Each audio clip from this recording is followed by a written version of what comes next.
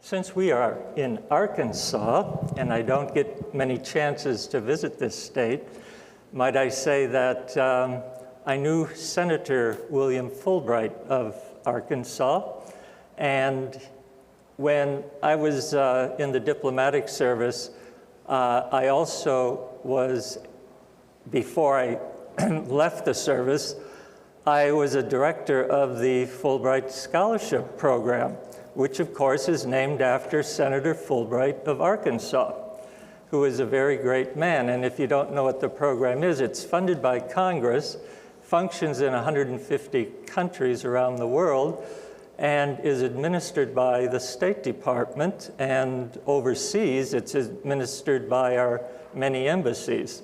So Senator Fulbright, his name from Arkansas is spread all over the world, and people know who he is. So yes, I came rather late in some ways to understanding the, I suppose, New Age literature and that type of thing, but I really did get involved all the way back in 1982. And, but I want to say something first about why I chose this title for this talk this evening, which is Humanity at the Crossroads. I think it's a perfect title to sort of say it is definitely a time when humanity has to make a decision. After all, we do have free will. We can resist anything the spiritual guides in the universe try to direct us or tell us what to do. We can resist. And if we do, of course, we generally end up with a lot of karma to deal with. But humanity at the crossroads is a topic I have been dealing with for some time, whether it's in the US or talking about it in Europe. I find that the Europeans are far more sensitive to this topic because they sense that we are in a period of crisis. So there's really two words that are discussed a lot in the New Age community today, and one of them is, of course, the shift. The word shift, I don't know who exactly coined that term. I know the IONS people have been using it, but I also discovered that no two people seem to agree on what the word means. They talk about it in very different ways. So I'll give you my version today, and you can, well, make up your own mind whether you accept that or not. The other word is emergence. And again, people cannot agree on what that means. The emergence really is about closing that distance between humanity and the spiritual guides on our planet, also closing the distance between humanity, the Deva kingdom, closing the distance between humanity and extraterrestrials. All of this is part of what is called the emergence. It is the thinning of the veil that separates humanity from seeing the other side of the veil, which is a number of other kingdoms that have always existed, but really has not been seen much by humanity since the fall of Atlantis. If you lived at the height of the peak of civilization in Atlantis, you would know that the Atlantean man and woman could see through this veil, and they would participate directly, face to face, with the spiritual guides and with the extraterrestrials and with the angelic kingdom. This has not been happening for really since the fall of Atlantis. And when Michael today talked about seeing, literally, he was seeing through the veil, he was seeing this other side, these other kingdoms in other dimensions, and there's a number of people, and more people every day are beginning to see through the thinning veil, and soon that veil will simply disappear altogether. Therefore, we will be able to once again communicate in a very direct manner with these other kingdoms, and we should be prepared for it. I don't know exactly how to be prepared for something like this, because it's going to be traumatic, because everything is in what we call crisis. Humanity is in crisis.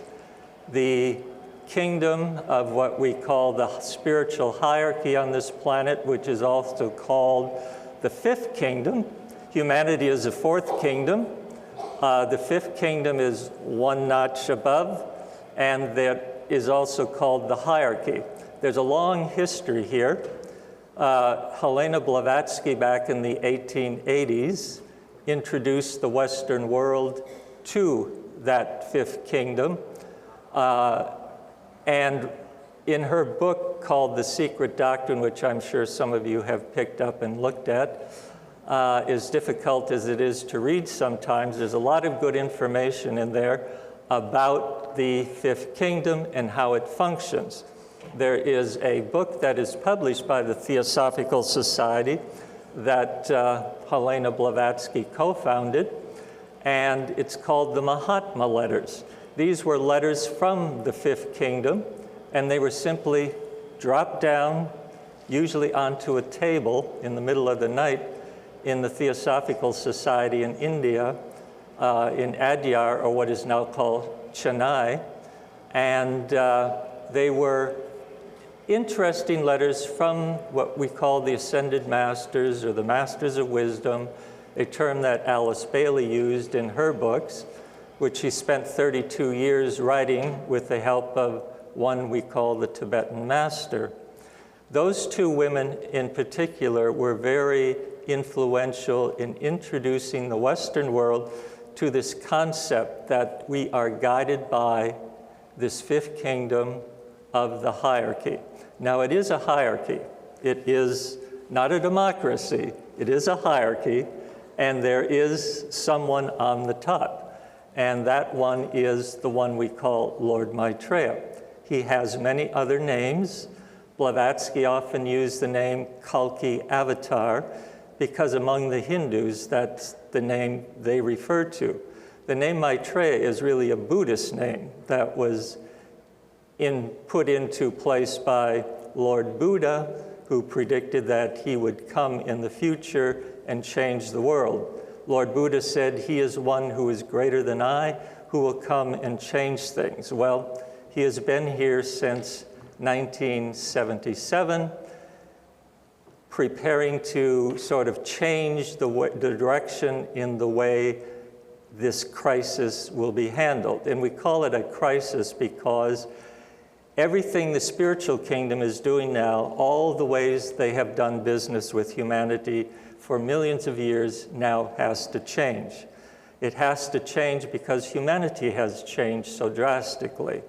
And humanity is in crisis because we are about to enter a state where we are going to come face to face with the other kingdoms that are in different layers of consciousness.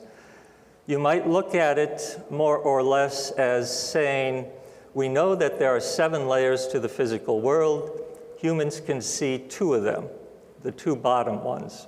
We can see the dense physical, and we can see the liquids. When it gets to the 3rd level, which is the air, literally the gases, we can't even see those, but we can sense them, we can measure them. But we get to the 4th, 5th, 6th, and 7th levels, we have no clue. Even modern science is struggling to try to see into any of them. Well, these other kingdoms exist on these higher levels.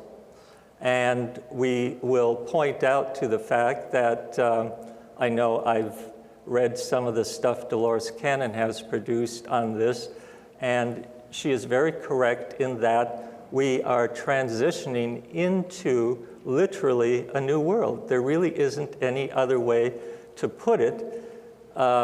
We don't really have language for it yet because we're not really accustomed to it.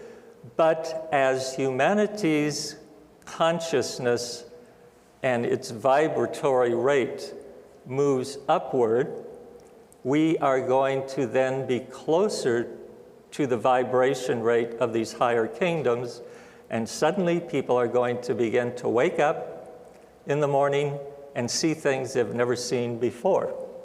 And this could be a real shock to people. Already this is happening with many, as Michael was talking today about seeing what is on the other side of that veil. This is coming fast, and that is the problem, because the crisis is, how are we going to deal with this in a way that is productive and not scare the hell out of everybody?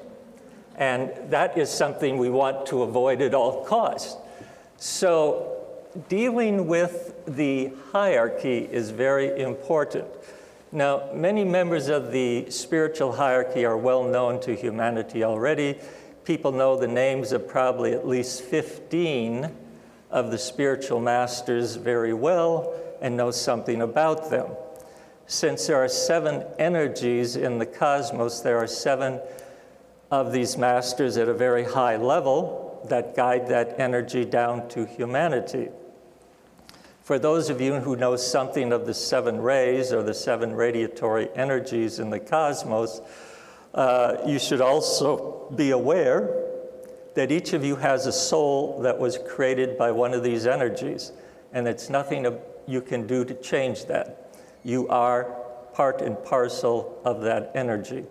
The first 3 energies, of course, and I don't really want to get into this, but is what religions call the Trinity.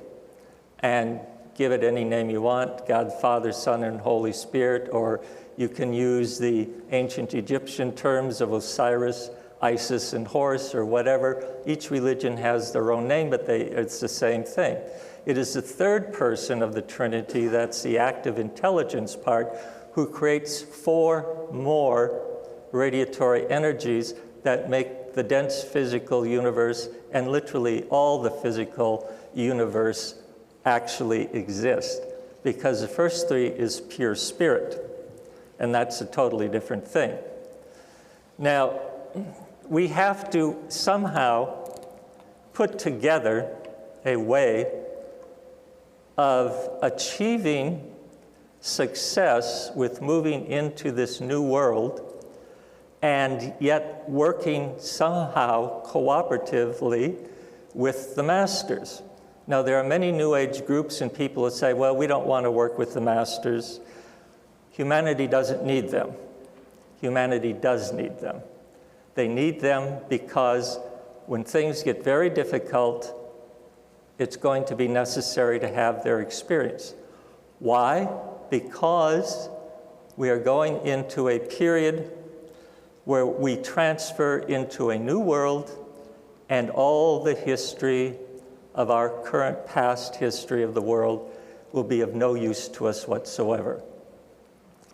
We will find ourselves standing in a new world without any paths to follow.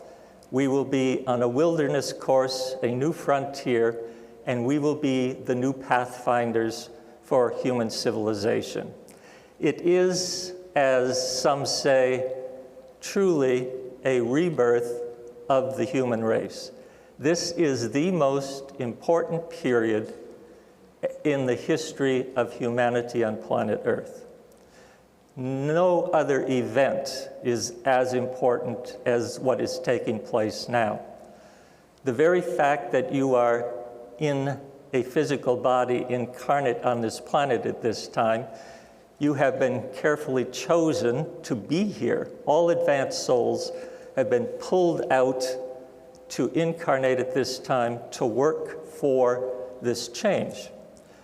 There are some who think we can just sit back and watch it all happen, and sort of like a Roman theater, we will sort of watch the chaos and just enjoy it.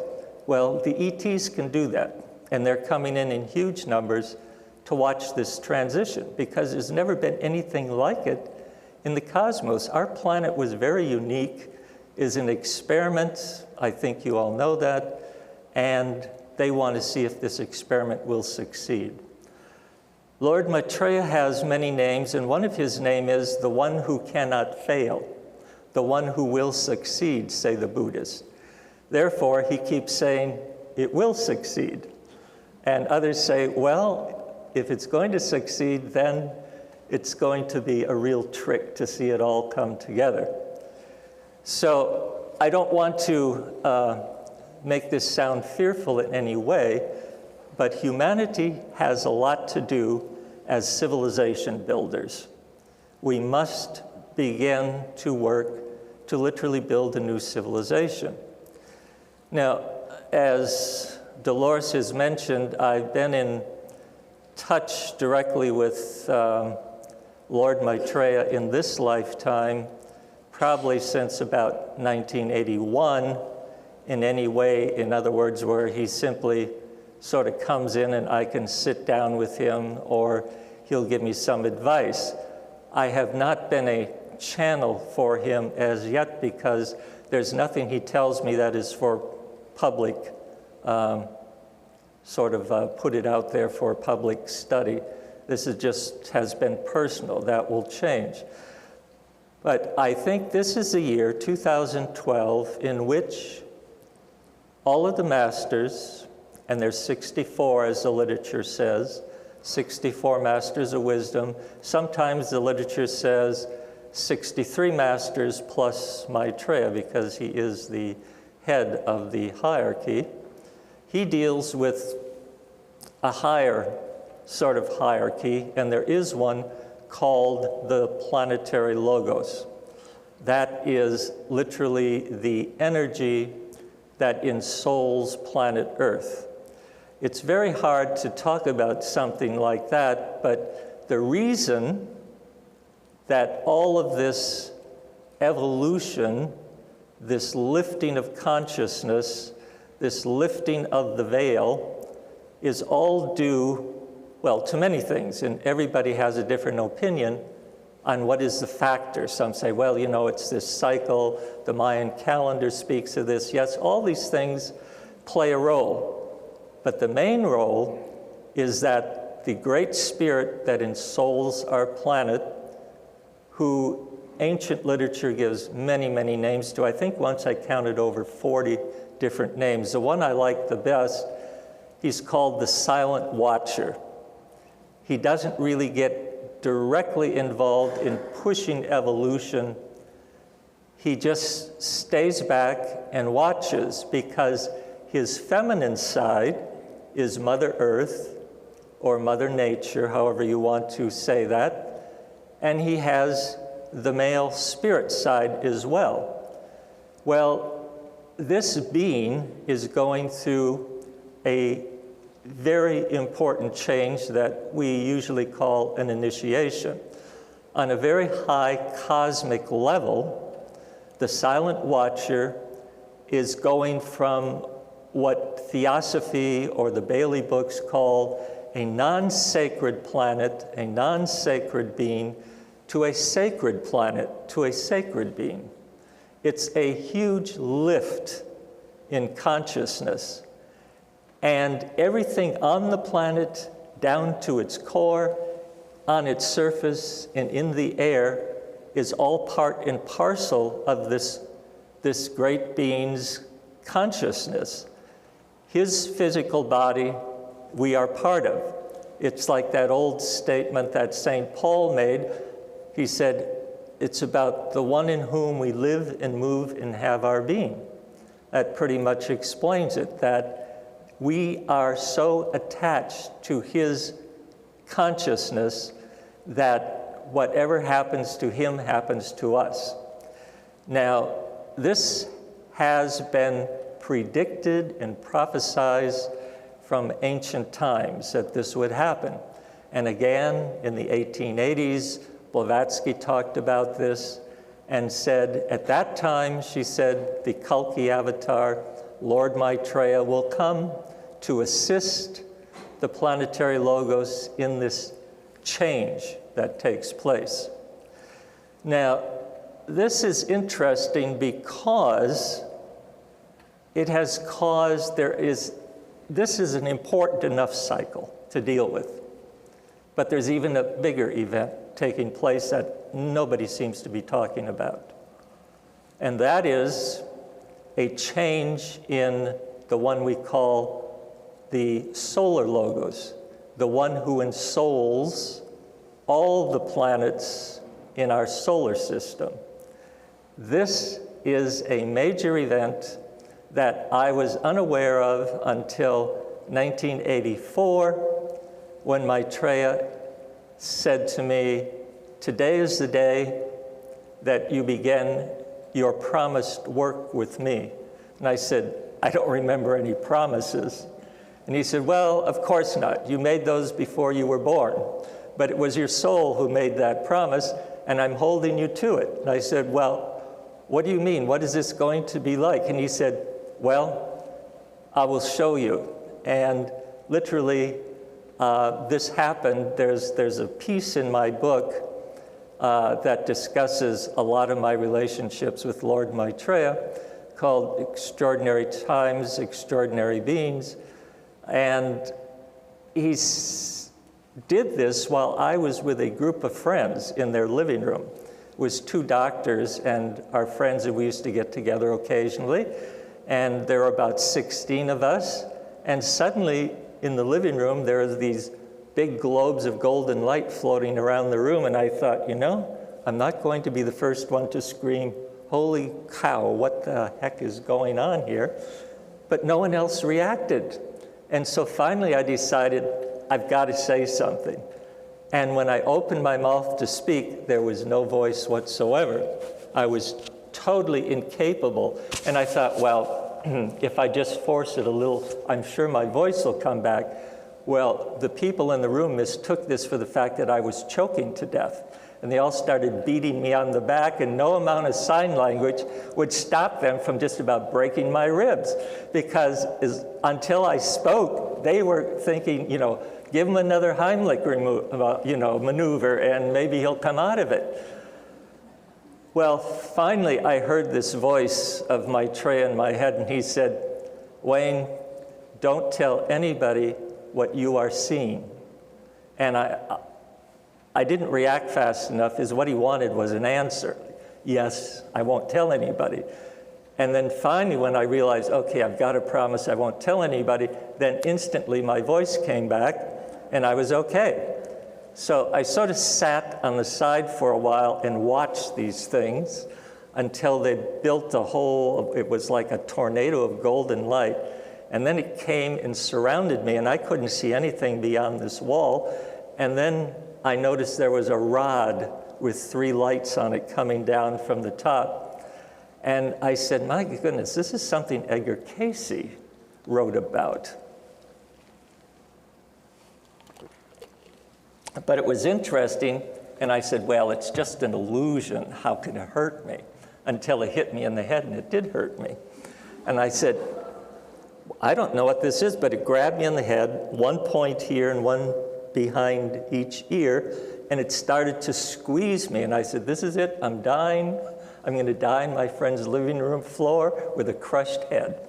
How will they report this in the newspaper? Well, it squeezed me so hard, literally, I don't know, I just blacked out. And when I woke up, I was in a cute little circular room, 32 feet across, I was told. And they said, Maitreya sent this to pick you up. He's waiting for you. And that's when we had the chat. After I was dumped back in the living room and found everybody fast asleep and the lights out, I thought I'd get out of there before the lights came back on, but no, I took several steps toward the door. The lights came on, everybody woke up, and they acted as if nothing had happened. Only an hour and 15 minutes had gone by. I went home, stood in front of my windows in my high-rise apartment and said, I wonder if I'll remember any of this in the morning. And the next thing I remember, the phone ringing and ringing and ringing. And I said, oh God, who could be calling me on Monday night? This was a Monday evening. I thought it was still 9 o'clock in the evening. I went to the phone. It was my deputy from the office saying, my God, where have you been? And she's screaming. And I said, Carol, I just saw you this afternoon. She said, you don't even know what day it is. Where have you been? And that's when I realized the sun was up. And I thought, I better think quick because I don't want the office to think I've gone totally insane. This is not good. So I said, well, Carol, I know it's Tuesday I didn't know if it was morning or afternoon, but the sun was up. I said, it's Tuesday, and I'll be into the office late. She said, go to a doctor, it's Friday. And I thought, it can't be Friday, so I hung up the phone. And she was yelling something about they had sent the police to my apartment, and they went in and there was nobody there. Well, I knew that I still had the same clothes on from Monday, and didn't feel tired, didn't feel thirsty, didn't feel hungry, and I knew that human beings can die in 3 days without water, and I felt perfectly fine. So I went into the office, and later Maitreya said, well, we had to take you to Amente. Of course, I had to look it up in Blavatsky's books because I had never heard the term. It's a place the masters use for very special sort of secret events. And yes, they did take my physical body. How they did that, I don't know. Maitreya said he had to do an operation so that I could travel with him. And I said, where? And he said, well, you're my new ambassador. I was hoping for London, really. But no, it was someplace beyond the solar system, some rock out there. So there were 12 of us that were selected for this because of this change in the consciousness of the solar logos who ensouls spiritually our solar system. And he is connected with 6 other solar system heads. In the ancient literature, they're called the 7 brothers. But the 7 brothers have never communicated directly. And now they have started to communicate. What does this mean? It means that these 7 solar systems have opened a portal between all of them. So now beings on every planet in each of the solar systems can go to the other solar systems and all the planets within those solar systems and visit all of these humans that exist in these different solar systems. So these portals were being opened, and they had to form a council to decide what are the rules of the game? How are we going to play this game? So I do remember a few. One of the 12 that was selected, I know that some of you would know the name, but it's not fair for me to give it out, but he's been the president of a number of major film studios in Hollywood. So these 2 events, in the Bailey books, the big solar system event is just simply called the big event, while the other event is called a planetary event for the changing vibrations of the planet. On several occasions, Maitreya has given me an opportunity to sense what it is like to step into this new world that exists at a higher level of vibration. And he did this to me, and of course never told me in advance. He just loves to scare the hell out of me. And when Michael said something about if there's no humor in your relationships with other spiritual beings, there's something wrong, I discovered that. It's very true. The masters can be extremely strict, but they can also be very humorous, and they wonder. Maitreya said, what is wrong with these humans? You are so serious about everything. Don't you ever have any fun? Isn't it time that you begin to enjoy your work on planet Earth? He said, I'm going to teach you when I come the art of living. And he said, I want you all to be able to enjoy life. Yes, there's a lot of work and it's hard, but I'll teach you how to do this work and enjoy it and still have fun. So I know that they can be humorous, and I was on a trip to Asia, and I had spent a month inspecting various American embassies throughout the Asian world. And on the flight back to the US, I said, I'm going to spend a day in Hawaii, get some rest, get some oxygen after those long flights. And at about 5 o'clock in the afternoon, I went out on Waikiki Beach and strolled down the beach, and there were just thousands of people out. The sun was up. There was traffic jams on the road that follows the beach and all the hotels, and I wanted to see, they had redone the old Royal Hawaiian Hotel, and I had had a number of government conferences in that hotel. I wanted to see what they've done to it. So I went to the hotel, I walked in, and when I walked into the courtyard, where they have the big dinner parties in open air and they have an orchestra playing, the orchestra's instruments were out. I noticed all the tablecloths were on, the silverware, the napkin, the candles were lit. It was all very beautiful, and there wasn't a single soul there. And I said, this is weird. They just have everything set up and there's no humans. I turned around and went to the lobby, and suddenly the lobby was void of any human being. I walked down the hallway where they have these little shops. I walked into a shop that sold, you know, the Rolex watches and expensive jewelry. There was no one there. And there was a little room in the back that was dark, and I went and I yelled, is there anyone here? They said, how can they leave all this stuff out here? I mean, somebody could walk in and just take the whole thing. There's no one here. I was beginning to get a very spooky feeling about the whole thing. I did not realize, hello? Feedback, I guess. I did not realize that I had been put into this new vibrational level. It was an exact copy of the hotel. It was an exact copy of everything. It was solid to the touch, to me, and everything was perfect except there were no people. And I did not realize that they had put me into this next level of consciousness to experience it. I went out into the street. There was not a car in sight. There was not a human body anywhere. And I sort of hurried back to my own hotel thinking, you know, has a bomb gone off and all the people disappeared and I'm the only one left? It was very spooky. I got to my own hotel. There was nobody there either. So I went up to my room and I opened the sliding glass doors to look out. I looked over the palm trees and there's a man floating above the palm trees. And I thought, uh-oh, get back in the room. There definitely is something wrong here. Well, the guy jumps onto my balcony and walks into my room and he says, Wayne, sit down. I'm going to give you your lesson for the evening. And I said, what lesson? Who are you? Well, he sat down and he looked like a boy of 15 with a very short little white tunic on, but it was his hair.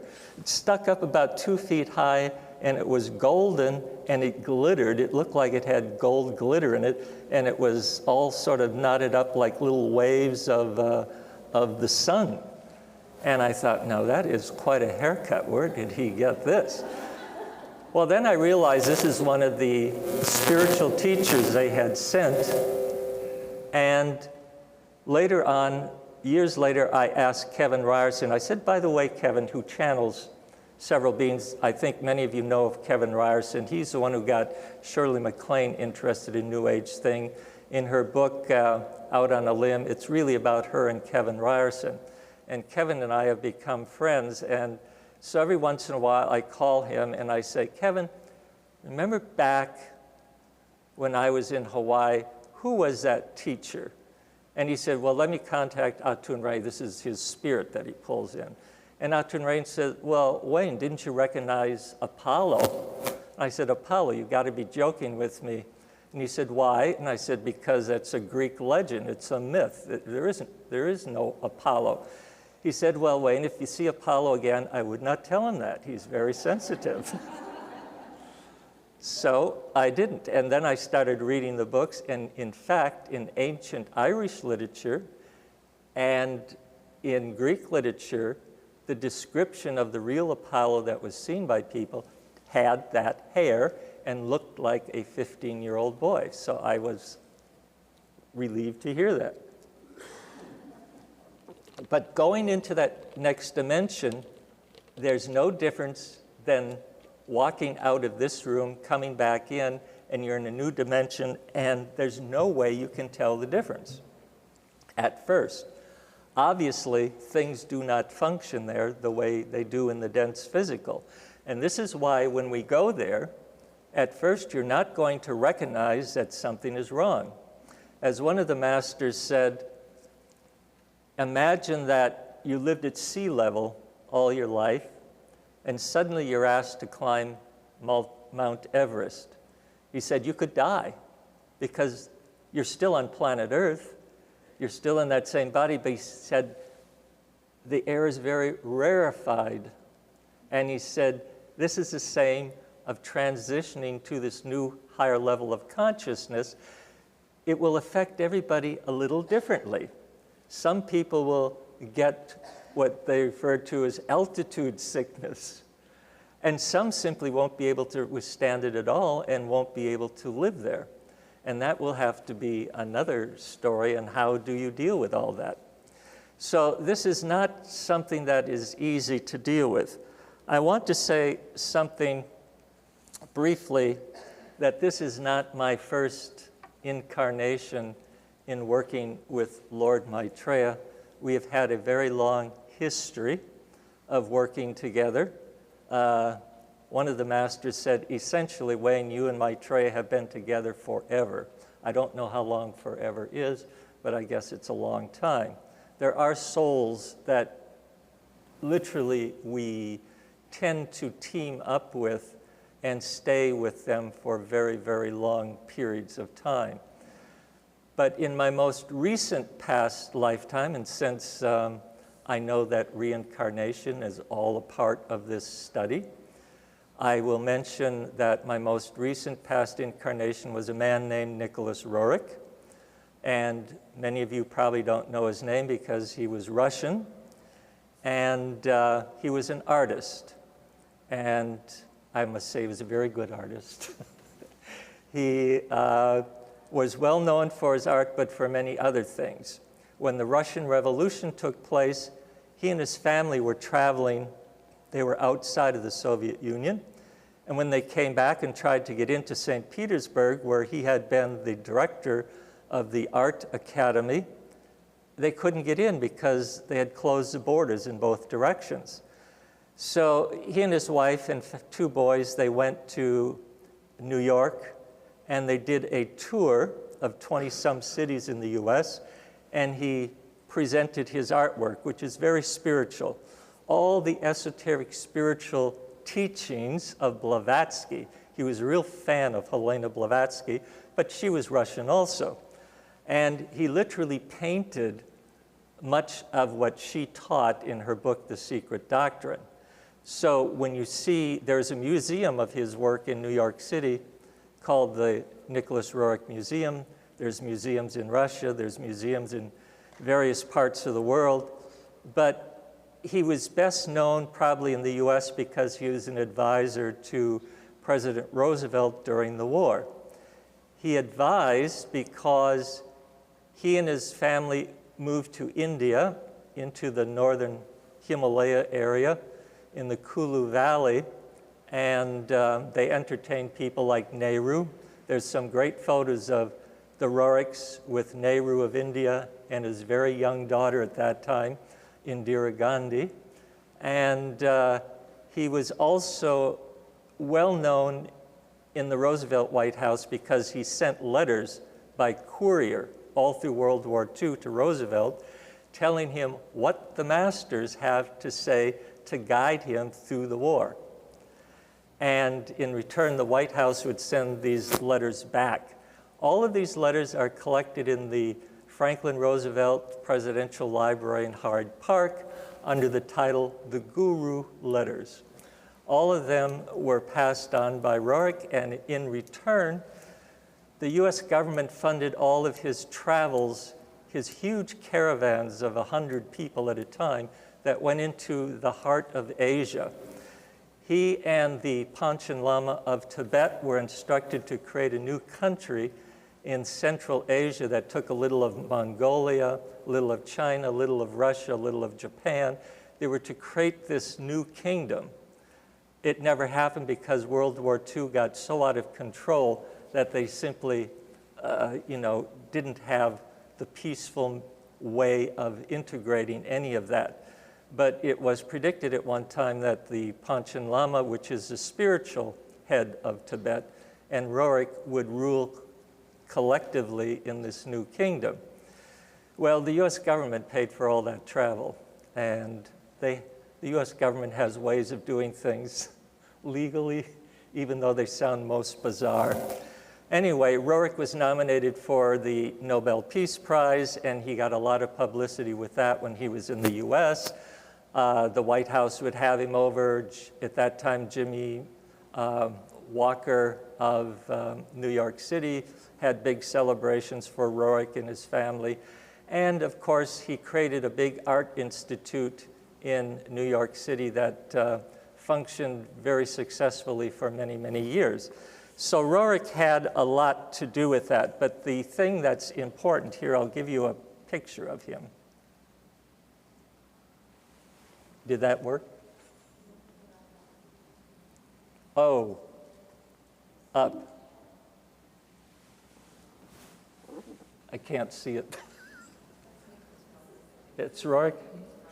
Okay. This is a portrait of him standing literally in his front lawn in the Kulu Valley of northern India. You see there's a little white horse there. It was one of his favorite little sculptures. This little white horse is part of a Tibetan legend about when Maitreya comes, that this white horse will bring the treasure of the world to humanity on its back. And Roerich always believed that in his next incarnation, which ends up being me, that he would be the one, he would be the white horse that carried the treasure of the world. There are, is it right? This is, he had a whole series of paintings of the Chintamani legend. You see the white horse, it has the treasure of the world on its back, which is technically a piece of rock that he says, Roerich said, comes from the constellation Orion. The main piece of it is on Shambhala, but chips have been taken off. Mohammed took one, and it's in Mecca now, and it's on view. The Islamic world says it's its most valuable piece, is a little chip of this rock. Akbar the Great was said to have it, and even Napoleon. The masters gave Roerich a piece of this in his lifetime, and his wife had a little piece set in her ring. And she said it changed colors whenever the situation changed. If they got into a dangerous situation, it would change to red. And therefore, they always knew by looking at the rock what was taking place. They gave it to Roerich because they wanted him to go and be with the people who were trying to create the League of Nations. And the next version of that, of course, was the United Nations, to energize it, to try to lift the consciousness to make this stuff work. Well, when Roerich wanted to give it back to the masters, they said, no, you keep it, you take it back to Shambhala yourself. And of course, if you go to the internet, you'll find a lot written about the Chintamani legend. More recently, I did not know until maybe 4 years ago that I really believed that where people were telling me I was the reincarnation of Nicholas Roerich. But one day, Kevin Ryerson called me and he said, Wayne, I got a message for you. The masters want me to tell you it's time you must admit you are the reincarnation of Nicholas Roerich because there's a lot to do and obviously connected with the Chintamani. Now, years ago when I was in the early 80s in my office in Washington with the government, my secretary came in one afternoon and said, Wayne, there's some strange Oriental people out here who want to talk to you. And I said, well, who are they? I don't have any appointments. She said, well, I don't know, but one of them says he's a brother of the Dalai Lama of Tibet. And I said, well, you better bring him in. So he came in, and of course, he had some gifts, and he said, my brother, the Dalai Lama, invites you to Dharamsala, where the Dalai Lama has his headquarters in India. He wants to give you a 3-day celebration to honor you. And I said, for what reason? He said, for being a great friend of the Tibetan people. Well, it was Nicholas Roerich who was the great friend of the Tibetan people. He traveled across Tibet a lot with the Panchen Lama. So I said, that's strange. And then they handed me a reproduction of a Nicholas Roerich painting. And it's the painting of the white horse of the Chintamani. And he said, this is you. Take it. So I think they're trying to tell me something, and I wasn't ready to accept it. At this point in time, though, it's sort of something that has to be done. Some of you may remember the movie 2001: A Space Odyssey. It was written by Arthur C. Clarke, who was living in Sri Lanka, who was a Buddhist, who clearly knew the legend of the Chintamani stone. If you remember the first scene in the movie, they're representing early man are a bunch of chimpanzees, just sort of crazy jumping around. They wake up in the morning, there's this huge slab of black rock, and they look at it, and instantly their consciousness is lifted, and they start their evolutionary cycle. Then it jumps ahead some millions of years, and we see the astronauts preparing to sail off to the moon. The astronauts get to the moon, and what do they see? Is this same slab of big black rock, the Chintamani stone. And instantly they have their consciousness lifted by the vibration of this stone, and you see in the end that the astronauts have become star children who are now capable of going off into the cosmos and to greater things. That was Arthur C. Clarke's way of describing the lifting of consciousness in very rapid evolution if you can get your hands, if this Chintamani stone does its work and comes into the world. So Maitreya was very much a part of Nicholas Roerich's life. He constantly talked about the fact it wouldn't be long before Lord Maitreya would be in the world, and that everything would begin to change and he would have a very important role to play. So I'm not so surprised that Maitreya has given me some assignments that we have been working on for a number of years, but behind the scenes. And behind the scenes, I'll just mention one. When one day the White House called and simply said, Wayne, we know you know Lord Maitreya. We would like you to speak to a group that we would arrange for you to speak to. And I said, how do you know I know Lord Maitreya? And he said, we have our ways of knowing things. So I didn't argue with him, and I said, look, I cannot speak to a group because I'm a government official, and in my position, I have to submit an outline of anything I say that isn't different than my government position job. And there is no way that I'm going to submit them something to say, I'm going to talk about Lord Maitreya coming into the world. I said, you can imagine the State Department officials when they see that outline. He said, Wayne, you don't understand. This is the White House calling you. We don't give a damn, he used other words, about what the State Department thinks. Will you do this or won't you? And I said, well, who do you want me to talk to? And they said, well, we're not going to tell you because if we do, you probably will refuse to do it. So that got me excited, but I said yes just to see what was going to come down the line. And of course, 3 days later, they called me and said, it's all arranged. And I said, well, what's arranged? They said, well, you promised to speak to a group, and we've arranged it. I said, okay, what is this group? And they said, well, let's just say it's the highest officials of the Vatican. I said, you're asking me to talk to the chief leaders of the Catholic Church and survive it and tell them about Maitreya coming into the world and doing X, Y, and Z? He said, yep, we're curious on how the Vatican will react. And they said, but you must not tell them we're involved. Well, this is the way politics goes in diplomacy is dealt out in the world. Everybody's trying to find out what other people think about things.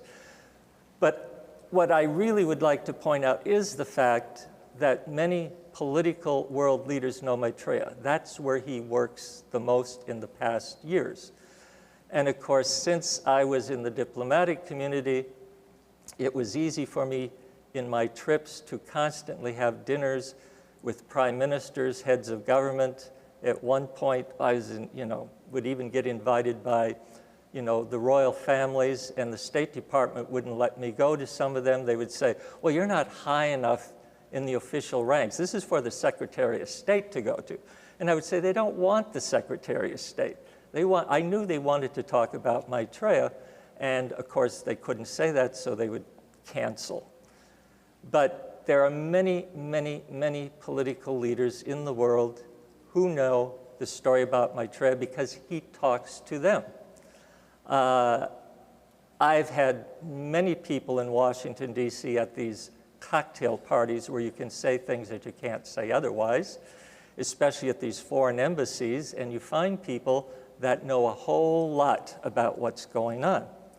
And it is quite amazing at what interest our government has. In the past number of presidents, the majority of them at one time or another have had a conversation with Maitreya. There are only a few world leaders that have said to me, you can tell anybody you want that I know Maitreya and have worked with him very closely. And one is Nelson Mandela of South Africa. The Fulbright program I worked for, we decided to give an award to somebody to get publicity, and we selected Nelson Mandela. And he gave a speech at the State Department. Everybody was shocked when he said, when I was in jail, Maitreya came in and talked to me and would say, Nelson, you have to start negotiating with the president, the clerk, to change governments. And he said, I can't get a note to the warden of the prison, let alone to the president. He said, no, Nelson, I'm delivering the messages. Well, I put this in my book, and a couple years ago, I got an email from South Africa from former President de Klerk saying, a friend of mine found this book and said, you've got to read this. There's something in here about you. And he said, I read it, and he said, I don't know how you know this, but what you say is exactly true. The other person who doesn't mind is, of course, Mikhail Gorbachev of Russia. He, when he was in power, was having meetings with US government officials. A general at the Pentagon was telling me how a gift from Gorbachev to our Secretary of State back then was a big silver tray with figures hammered out. And there is a big face in the middle. And our Secretary of State said it was Minister Sherrod Naz at that time, who was the equivalent of our Secretary of State who was visiting. And he said, who is the face in the middle? And he said, well, Mr. Gorbachev said you would recognize him. And he said, oh, it's Maitreya. And he said, yeah, it's Maitreya. And the general said, at the time I thought, who the hell is Maitreya? And he said, now I know. It's taken me years to figure it out. But that type of thing has been going on for a very, very long time. So don't expect that you will surprise any of the world leaders in the political field because they know. They simply do not know how to react, nor does the Vatican know how to react. They can't imagine how they are going to have to introduce this themselves. And Maitreya basically says, you don't have to, I'll introduce myself, then you can jump in and say whatever you want. So I remember on my birthday one year, I was having dinner with friends at a restaurant, and Maitreya said, Wayne, it's my birthday gift to you this year is to introduce you to a very good friend of mine, and he should be a friend of yours. And I said, who? And he said, well, I'll introduce you. If you finish dinner, go to this spot, stand there for a few minutes, and I'll bring him forward. It was Mikhail Gorbachev of Russia, and his daughter was Secret Service agents, of course, but it was a very nice way to be introduced to Mr. Gorbachev, and we had a nice conversation.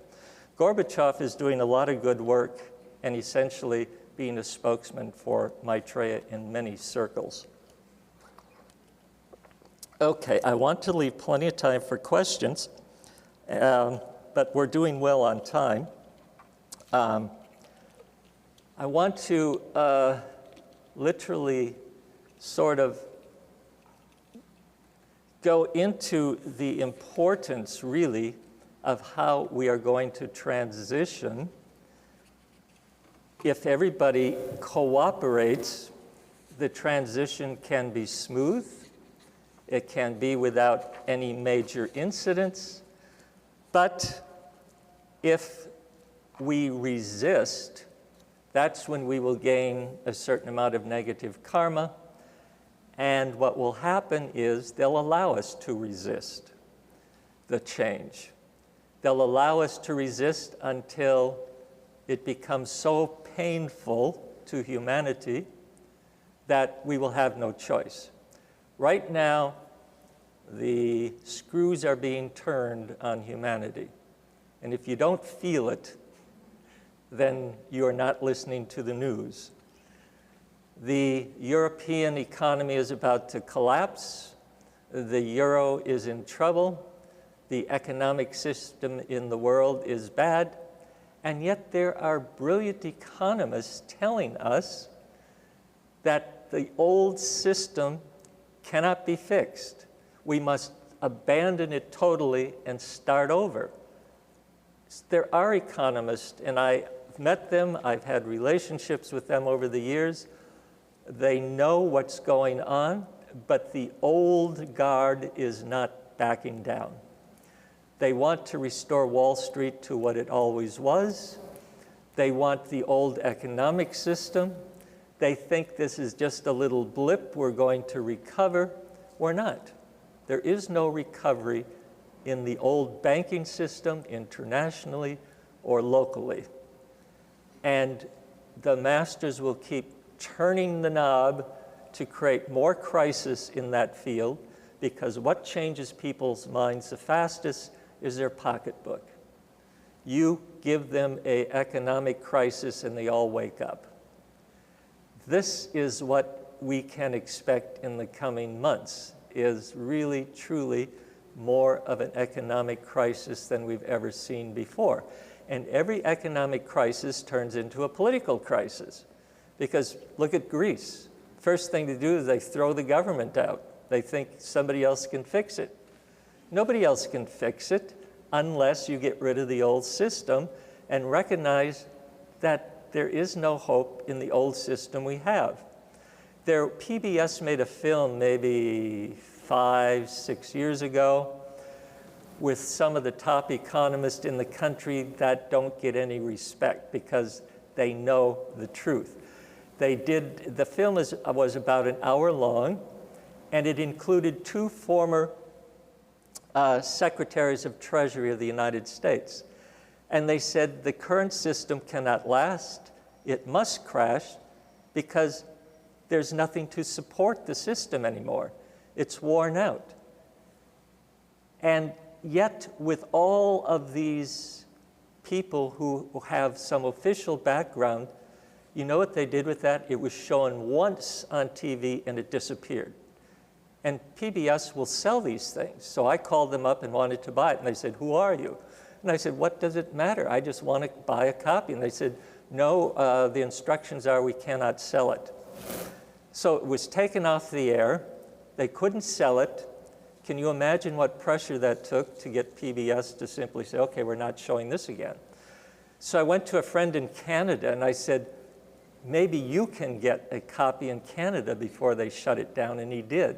And I made a number of copies and sent them to people, because here you had Jeffrey Sachs, who I knew when he was the president of the Harvard Institute for International something or other. I did some work with him through the Fulbright program. And Sachs is now at Columbia University, but he also advises a number of foreign governments on economics. I notice that now he is getting a little respect, that they're actually publishing some of his writings, but the old guard in the economic world simply does not want to see him or others like him, because they don't really want people to know what is truly going on, because it means that some people are going to be literally unemployed, like the presidents of the big banks and some of the major economists that have put into place this system through the International Monetary Fund that literally runs the world. And they do run the world because no government can defy them.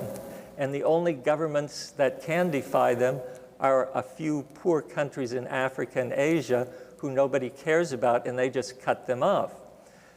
It was always hoped that somebody would rebel, a big enough country like Brazil would do it, and say, we're not playing by your rules anymore.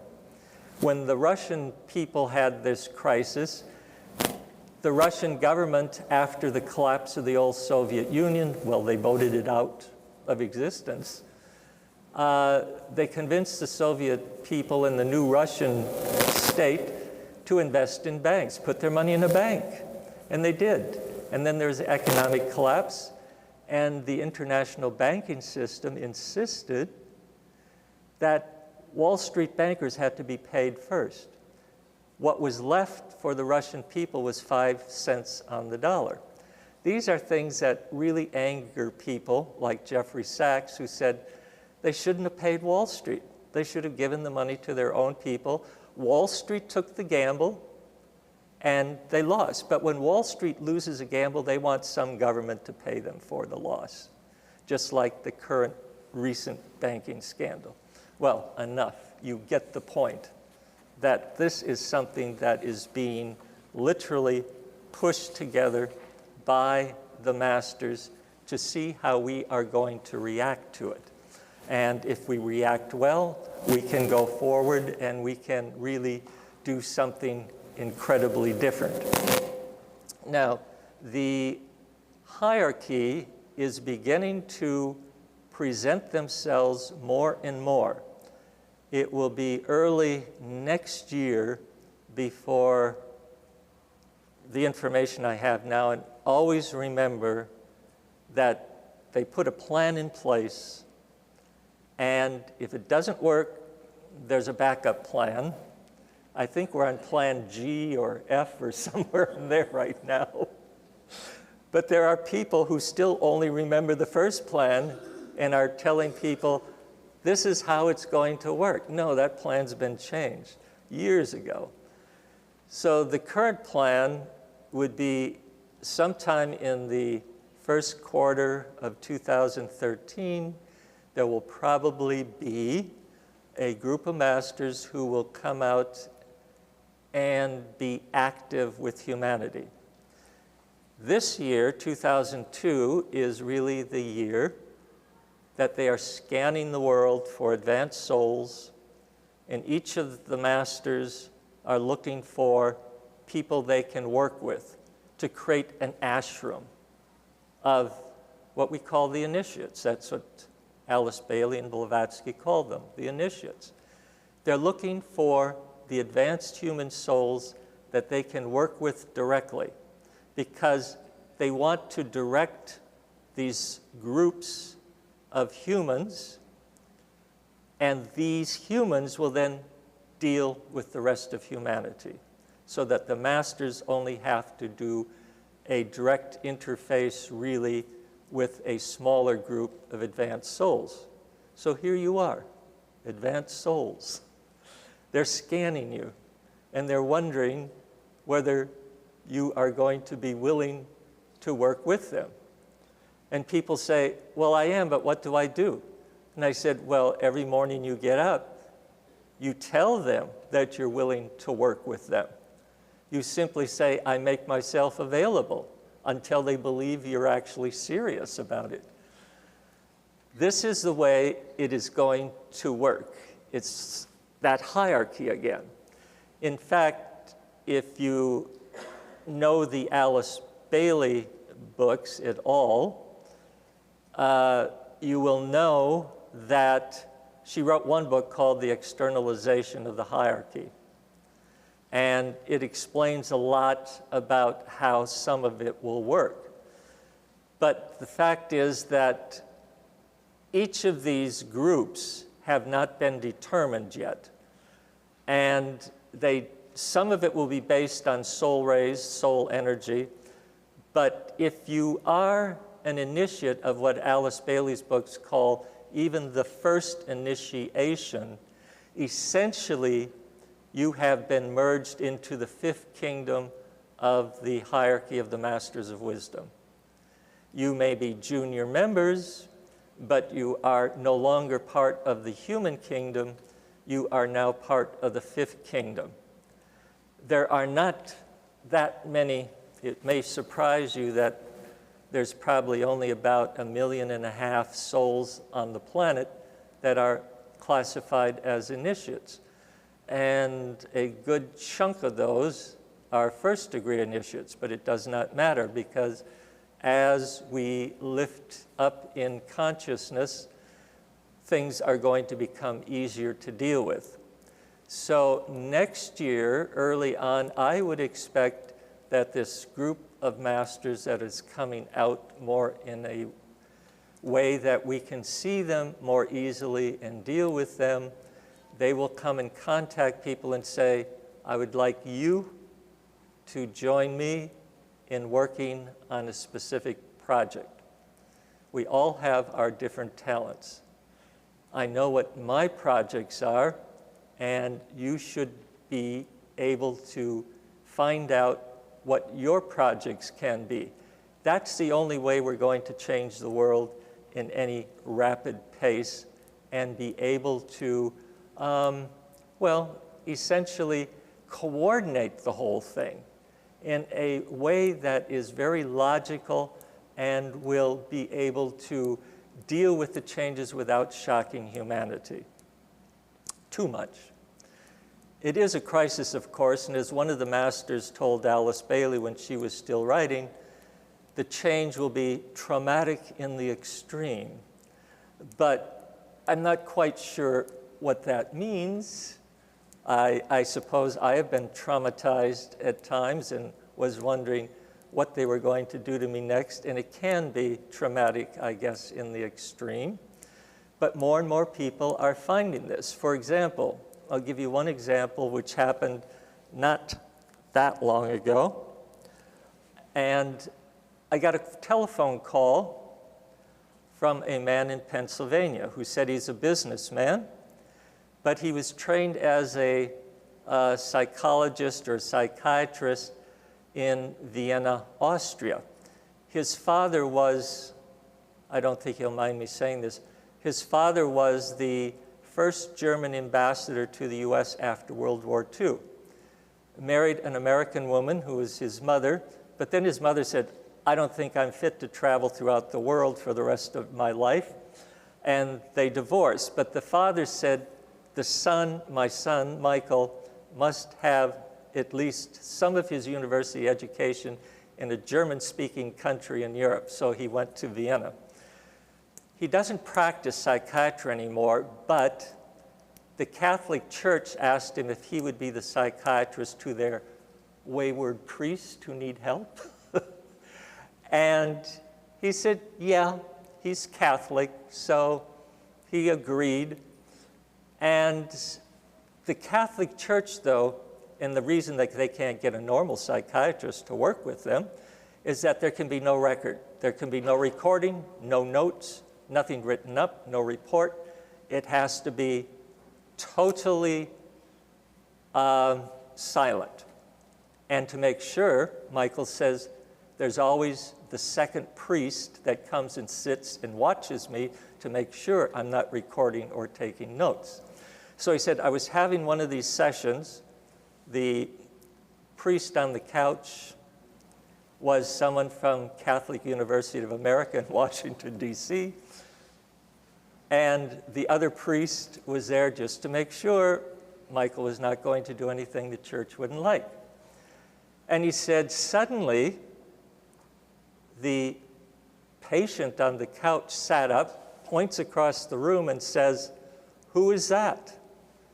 And they looked and they saw this shadow, and it came into the room and said, I am Lord Maitreya.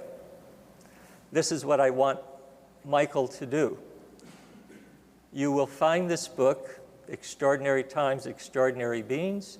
You will read it, and when you read it, you will know how to find Wayne Peterson. He has instructions for you. And I'm thinking, I have instructions for him? I better think fast because I don't know what kind of instructions I'd give this guy, but he was insistent on flying out to Las Vegas to spend a weekend. So I said, all right, come out, you can tell me this story all over. But he told me that when Maitreya came out, the priest sitting next to him kept giving him the elbow after Michael said he wet his pants. He was poking him, he didn't know why, and then he realized there was blood on his lap. And he didn't realize it, but his eyes were bleeding blood and running down his face and dripping onto his lap, which was really traumatically affecting the priest, who didn't know what the heck was going on, nor did he know who Lord Maitreya was. So they had this little chat. He was given his instructions, and he said to Michael, you know Wayne well, you were good friends in the Italian Renaissance. You were a pope of the Catholic Church, Michael. You were Gregory the Great. And Gregory the Great is the pope who did all the changes in the Vatican, changed all the canon laws. And to this day, the Catholic Church still uses the system that Gregory the Great put together, including the Gregorian calendar that was created at that time.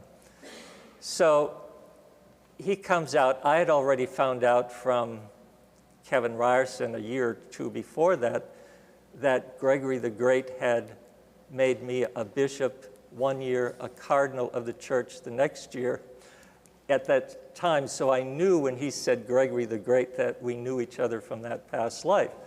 So he comes out to Las Vegas, and he talked all day, and he talked into the night, and suddenly Michael said, Wayne, Maitreya has appeared behind you.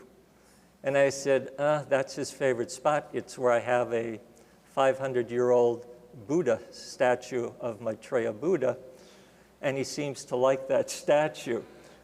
And instantly, we started receiving this energy. I call it a blessing, but literally you're paralyzed. Your feet fly into the air, and you're just there. You can't move. But I did see that Michael's eyes were bleeding, and my first thought was, Michael, you better not bleed on my new sofa. When the 10 or 12 minutes was over, I took him into the kitchen, turned on the brightest lights I have, and said, I gotta take a good look at this. The white part of his eyes were totally red. All the veins were very dilated, and blood was simply oozing out of the veins and running down his face. And he said, I guess this is going to be my fate for the rest of my life. Whenever Maitreya appears, my eyes are going to bleed. Well, they stopped, of course, but it was an interesting experience because Maitreya was trying to really get this guy to pay attention that he had an important job to play. And isn't it logical that one of the greatest popes of the Catholic Church would be back in incarnation to straighten out those crazy characters in the Vatican? So I said to Michael, I'm going to put you in touch with Kevin Ryerson. You'll have to get an appointment, but he's backed up for 3 months, and you're just going to have to wait. But I gave him the phone number, and 3 days later, Michael calls me and says, well, I had my session with Kevin Ryerson. I said, how is that possible?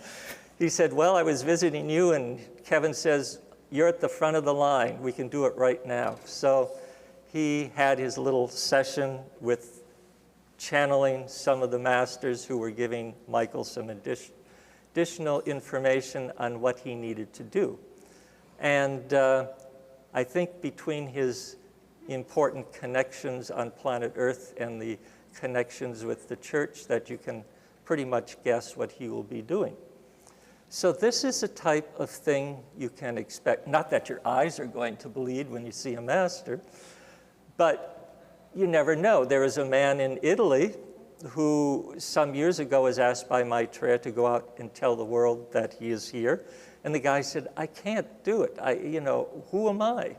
And he said, well, then go to Lourdes and I'll meet you there and we'll talk about it again.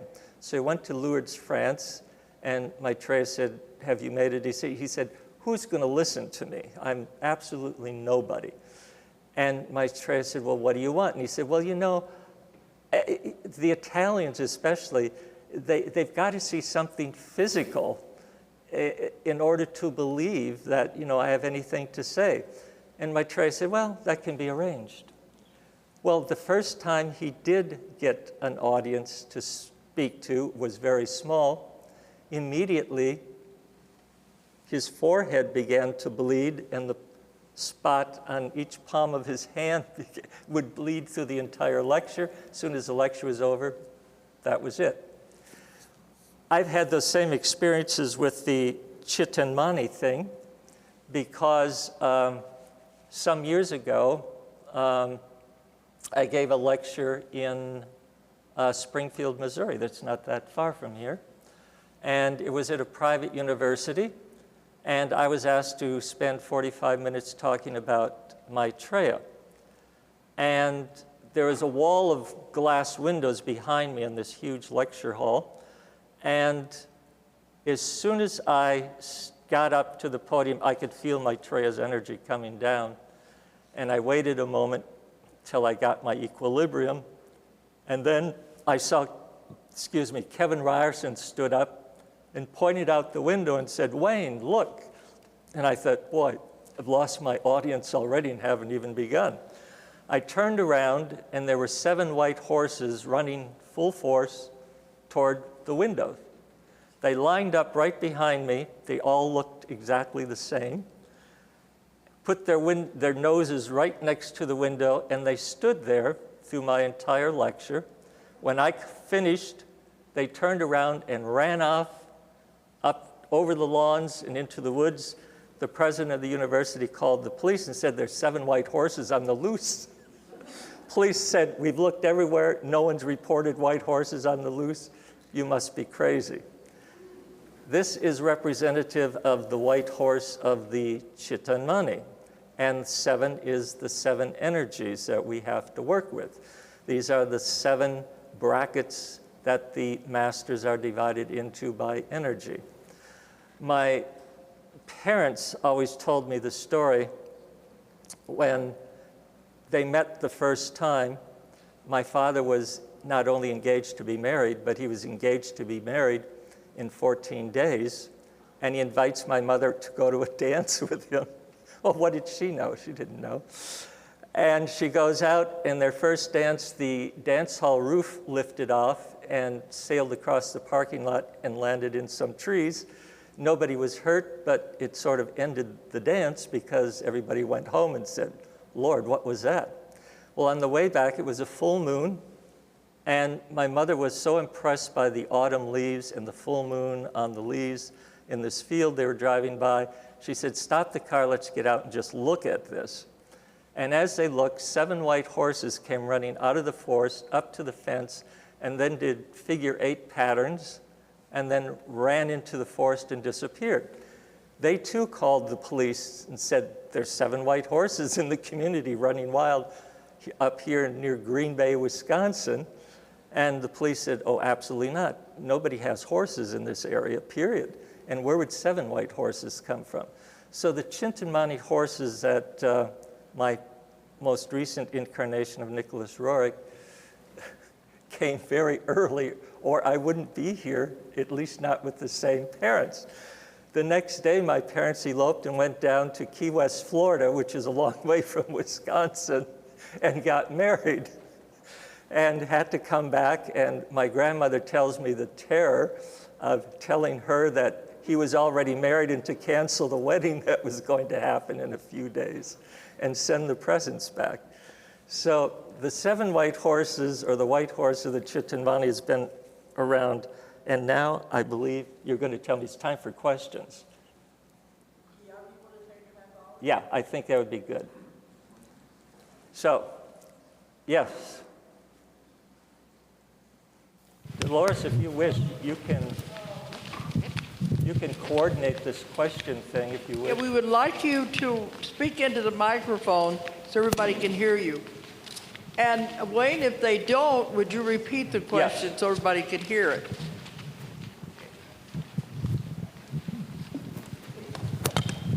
It'll be interesting to see what kind of questions you have. There'll be a test later. Well, my question is very pragmatic.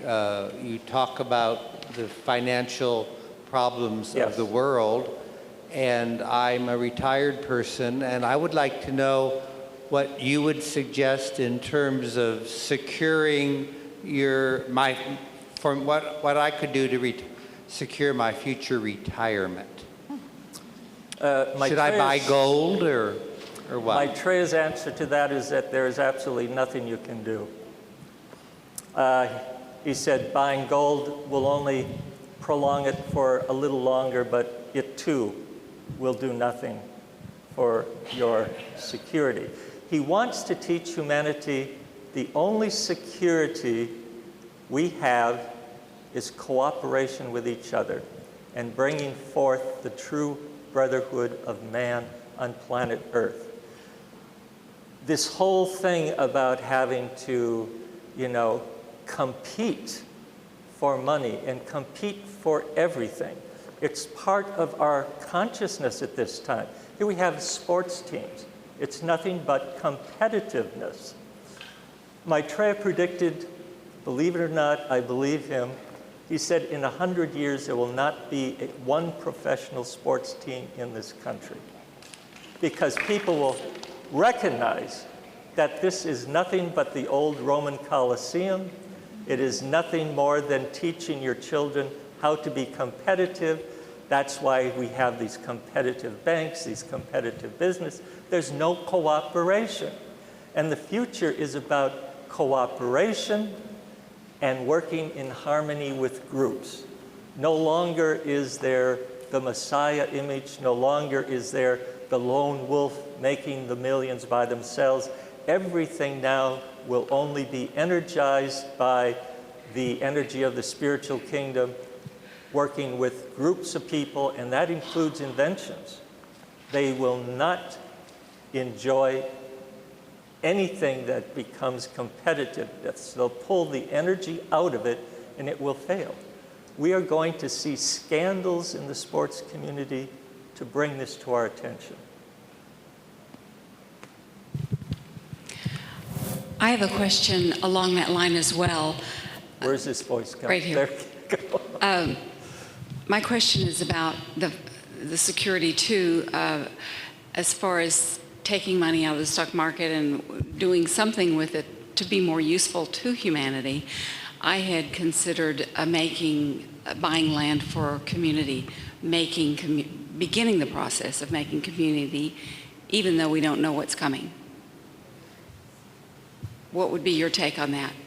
Well, it's interesting that I know a group of economists who have gotten together and are promoting a new form of economics based on a theory by Henry George, which people are looking at again, which is that no working person should ever be taxed anything on their income from work.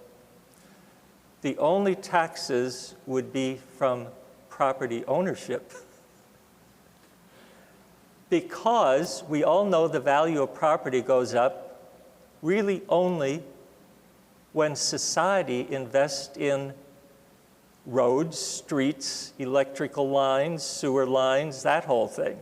So if you buy property out in the far suburban areas at a cheap price and just hang on to it until the city catches up to you, you can make a lot of money now. And they're saying, why should one profit on what society is actually putting the money in? So there's a whole new trend of change out there in the way the taxation system should be. So not only that, but buying property, if you have a reason to buy property, yes, then do it. But if you're just buying property as an investment, I would think, no, you'll be surprised that it too will not pay off. I can see where people's minds are. What do I have up here?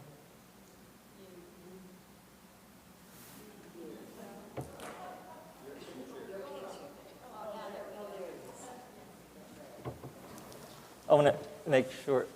Yeah, okay. This painting I finished last year from my memories of meeting with Lord Maitreya.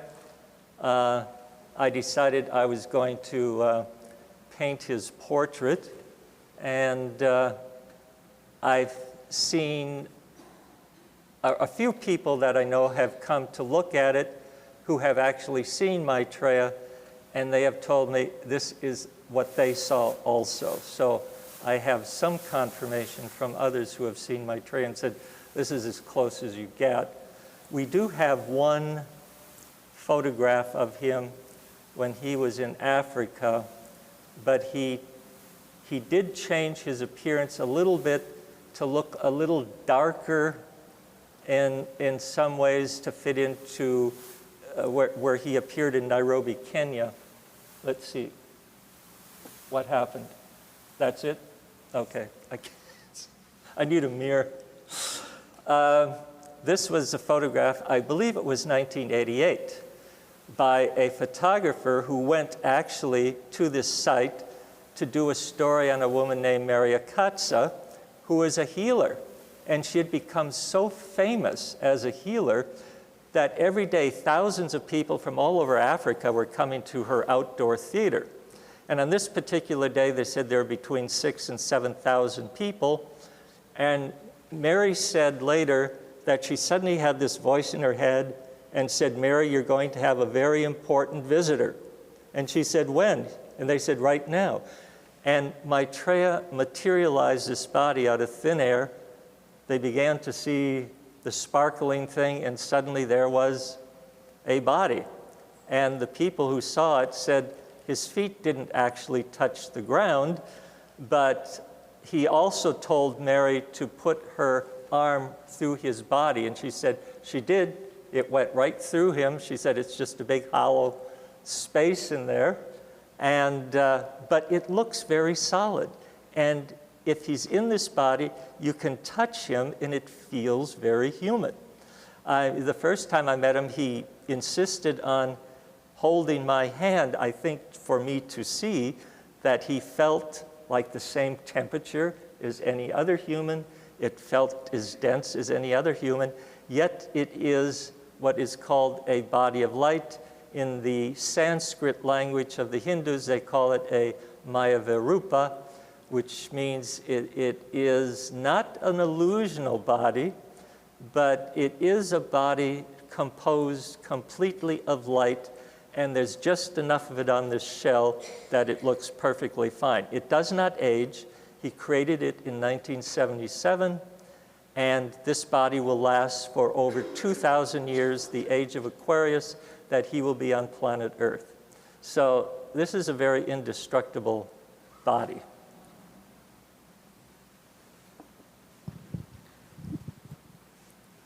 Well, you started a sentence. You started a sentence with, if everyone cooperates, and then you went on from there. So this is sort of a two-part.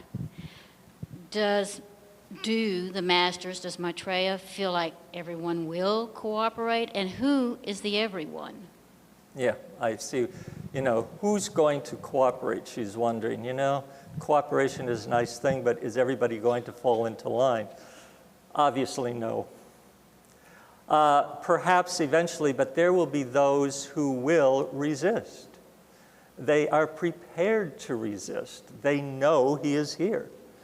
They are prepared to resist because they don't understand what it is about. Nevertheless, they will be overwhelmed by the vast numbers in humanity that will go forward with this plan. And you simply, we don't want a revolution.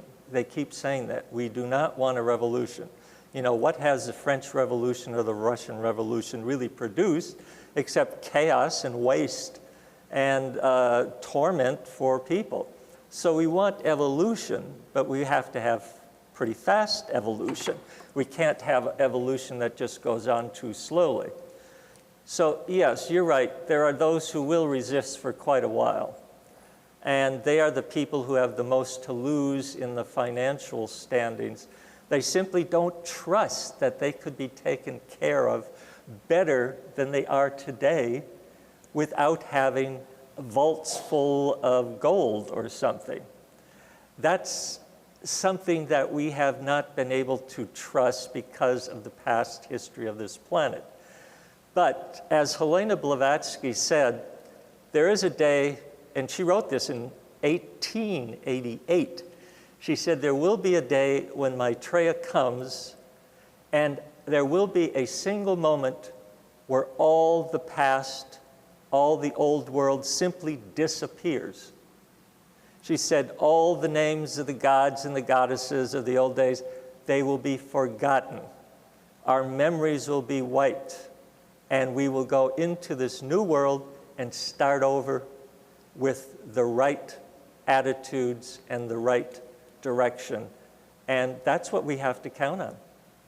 That everyone, Maitreya calls it the new golden age of humanity, where everybody will have everything they need from their soul point of view. Right now, that does not happen. Most of the people on this planet are in such poor condition health-wise, wondering where the next meal comes from. They don't have time to think about their spiritual life or their soul evolution. Everybody needs an opportunity to express themselves, and that means expressing what their soul wants. Every soul wants freedom, and that's the biggest issue, is more freedom. We don't have it. As Maitreya said, you Americans think you have democracy and freedom. I will show you, you do not. When Roosevelt, one of our great presidents, wrote the Four Freedoms with Churchill as World War II was winding down, he thought that this would be the standard for all nations to follow and create a new world. Well, if you read those Four Freedoms again today, a handful of countries follow them. Most of the world yet isn't even close to the Four Freedoms that Churchill and Roosevelt thought would be the foundation of a new world after World War II. It didn't happen. So we have to really work on that. Freedom is one of those key issues there. Yes, I can see you with your hand up.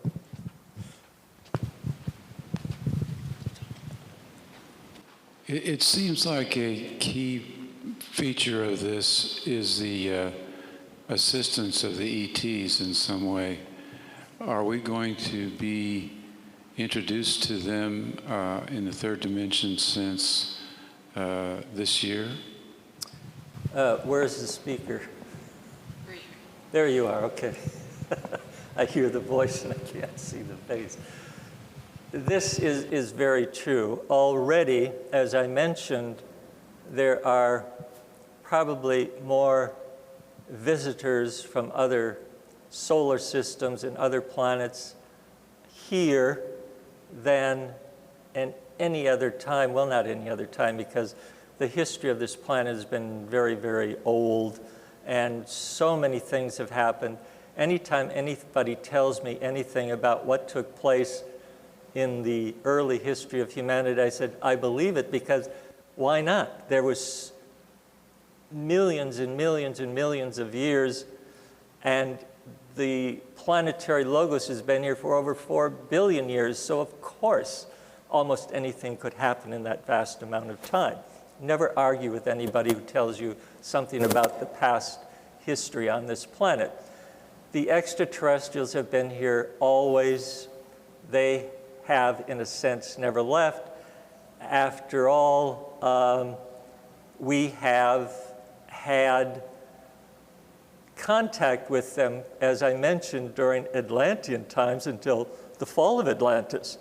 Well, where did they go? they didn't really go anywhere. They're just on the planet. But that veil came down, so humanity could no longer have direct contact with them. Not with them, not with the Deva kingdom, not with the masters. Now that that is changing and our vibrational rate is lifting, again, we will be able to have direct contact with the extraterrestrials.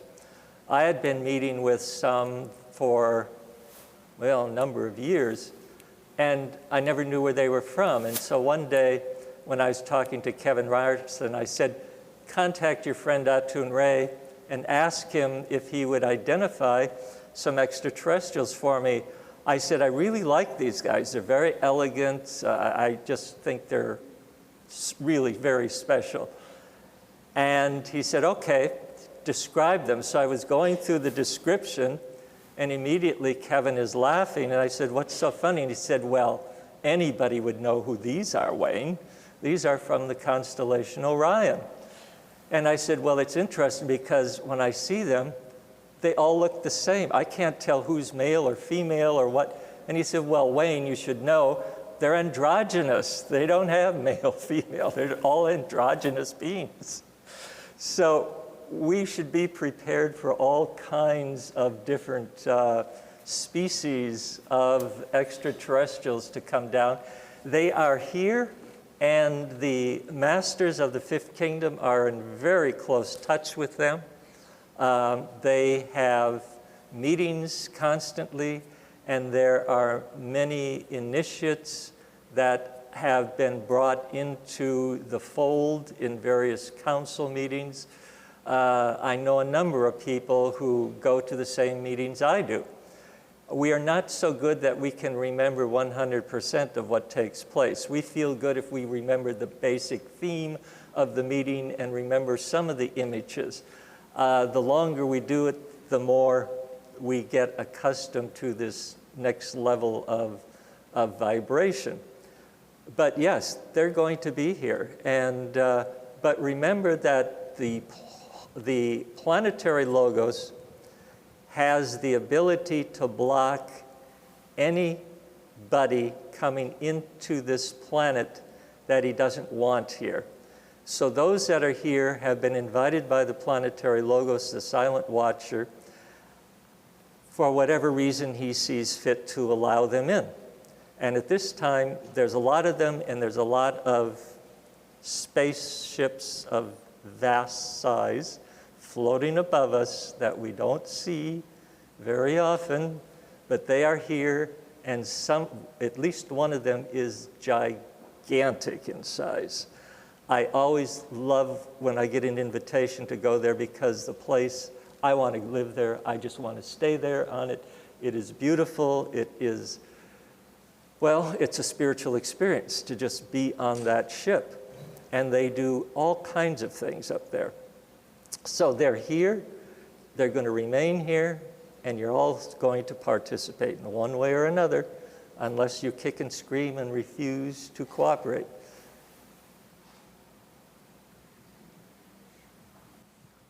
I wanted to ask a quick question. If you could give us some definitions. You mentioned the shift and altitude sickness, and also what you would define the ascension actually meaning, those three terms.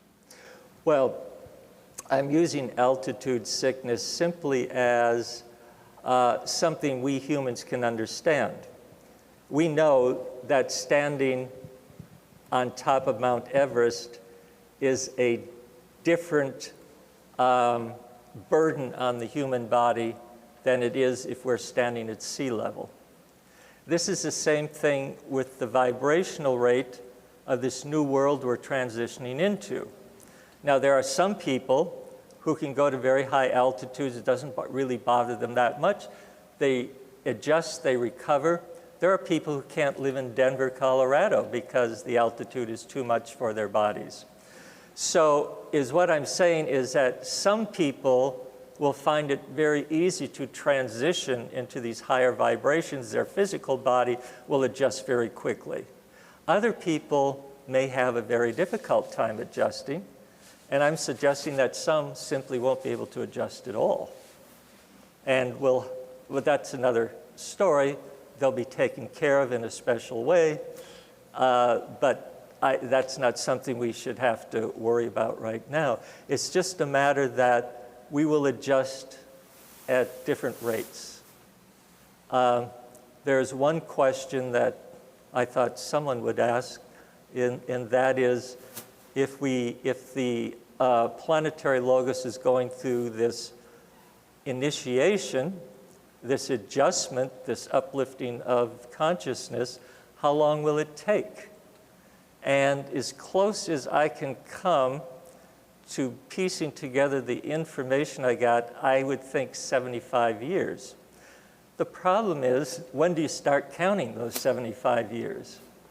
Some people will say, well, 1945, because that's when the masters had a big conference on whether they should externalize and help humanity, whether it's even possible for them to make this leap of consciousness.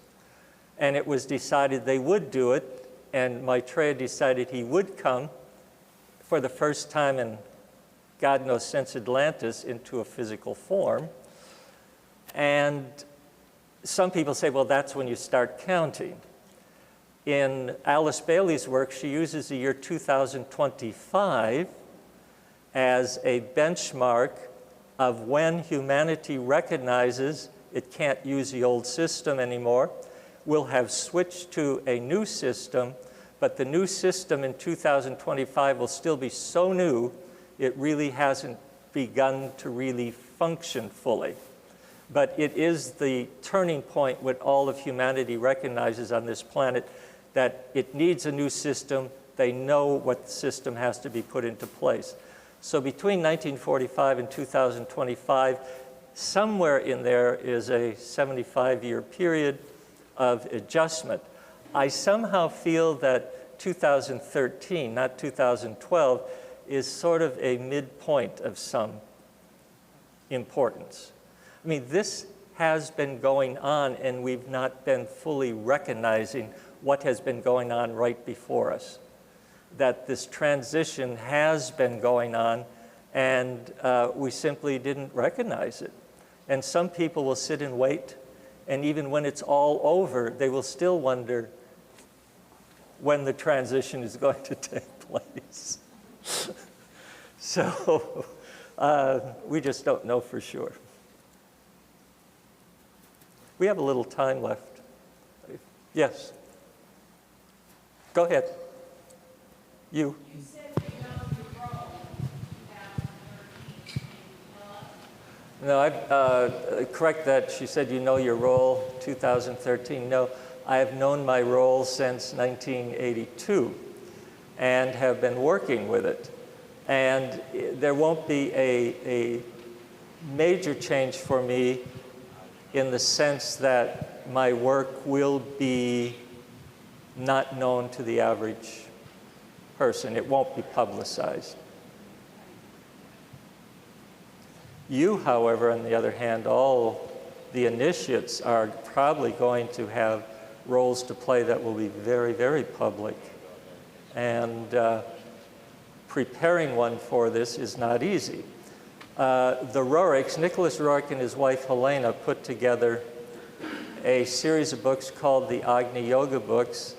I think the last one was put together in 1949, so you can see how old they are. Each Agni Yoga book has a little square box on the cover, and there are 2 Sanskrit words in that little block. The first word means Maitreya.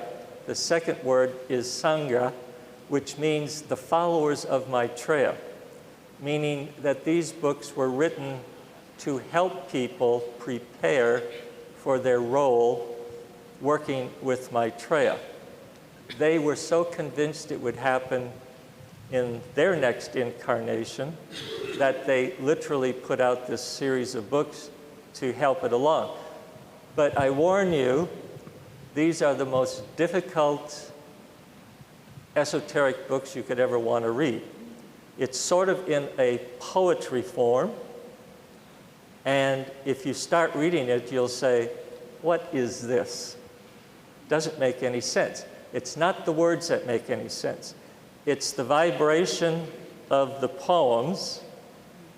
Read it, go to bed, read it one paragraph, go to bed, and the energy on the mental plane will work and enlighten you.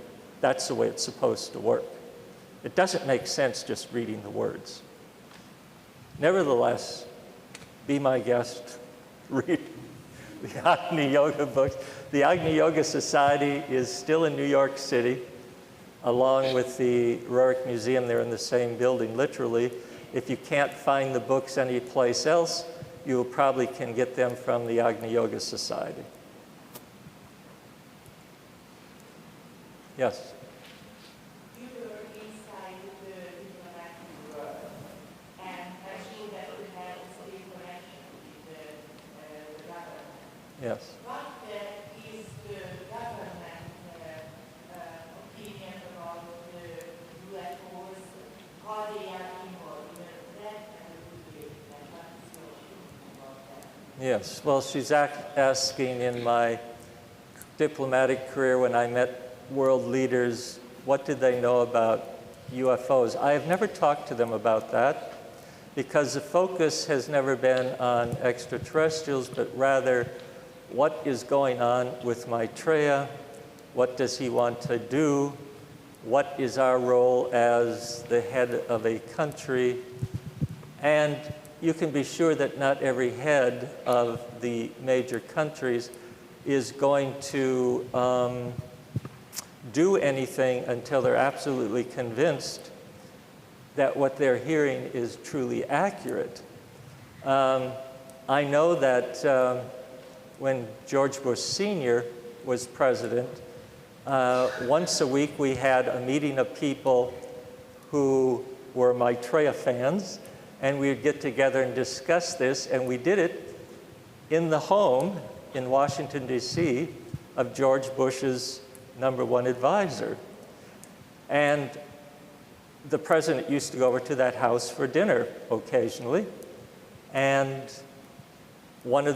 some of the people who would be present at those would tell me that they would sometimes discuss Maitreya. And so, you know, there's many sources of information. I know that Bill Clinton is very connected. He is pretty public about it. He has sent letters to an organization that puts out information on Maitreya and says, please keep me informed of what is happening. So we do know that they have a connection, but you know, this comes in a package, but it's enough for these world leaders to deal with the idea that there's a change coming and that there is assistance. But what Maitreya does not want to do is be seen as some messiah figure. He says, I work cooperatively with all the masters. You know, don't put me on some pedestal. He's very humble. And he always says, think of me, Wayne, as your older brother. That's it. You know, don't see me as this godlike figure, which I do see him as. But it's very hard to, you know, see him as anything else. He appeared to me once after I spoke at a conference in San Francisco, and all these people were out on the sidewalk, and I was talking to them, and Maitreya comes up and joins the conversation, says he has something to tell me. So I said, okay, so he's saying, work with this person or this person, and because good things will happen. And then he left, and I said to my friends, did you see a man here? And they said, yes. And I said, oh, good. And they said, well, who was it? I said, it was Maitreya. And they said, we were wondering why you were being so overly polite. And I said, I was? And they said, oh, God, yes, you were just bowing and scraping. And I said, well, it was Maitreya. It's just a habit I have, I guess. But he does show up like that at times, and it's nice that there's always someone else there who can say, yes, we saw him too. Okay, and Wayne, we have one more question back here. She's been holding the microphone for quite a while. Oh, Then we're sorry. coming down to the wire. Okay. Go to it. Just real quick, like, with all the changes and so forth, nutritionally we're seeing changes as well. What do we see the diets going to when we move into light body? Well, the one thing, that's an excellent question, really, because it has, there's much that can be said about that. And certainly, much of the food we are eating today is really not that good for us. The masters really hate food grown with these chemical fertilizers. They really do not like it at all.